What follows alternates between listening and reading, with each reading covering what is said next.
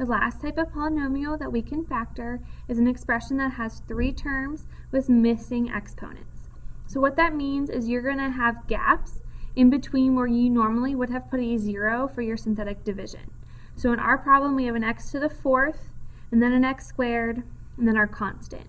So I'm missing my x to the 3rd term and my regular x term. But I'm not going to put in zeros. When you have exponents that look like this, you want to factor regularly. So what I'm going to do is begin with either the British method or the box method.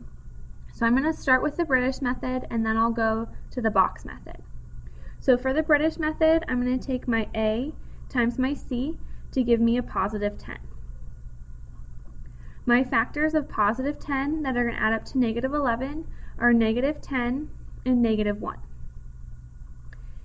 My a term is 5, and this is where the problem is going to get a little different.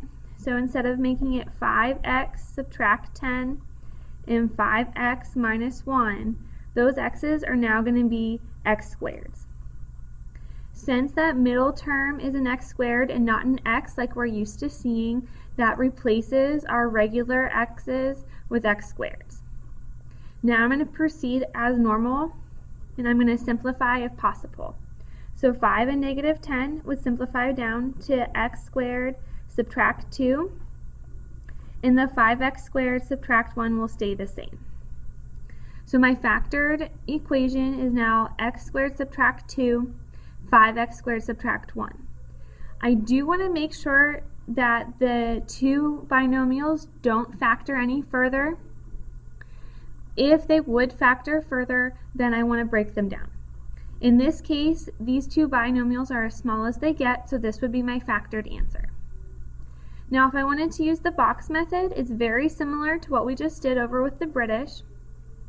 My first term is 5x to the 4th, my last term is 2, and when I multiply, I would get 10x to the 4th. My two factors of 10 that would add up to negative 11 are going to be a negative 1x and a negative 10x. So instead of making those x's, just like we did with the British, those are now x squared terms. That way, when I multiply upward, it gives me my x to the 4th. When I look at my 3 corners, I have a 5x squared in common. 5x squared times what is going to give me 5x to the 4th? It'll be another 1x squared. 5x squared times what would give me a negative 10x squared? That's going to be a negative 2. Negative 2 times what will give me a positive 2? And that'll be a negative 1.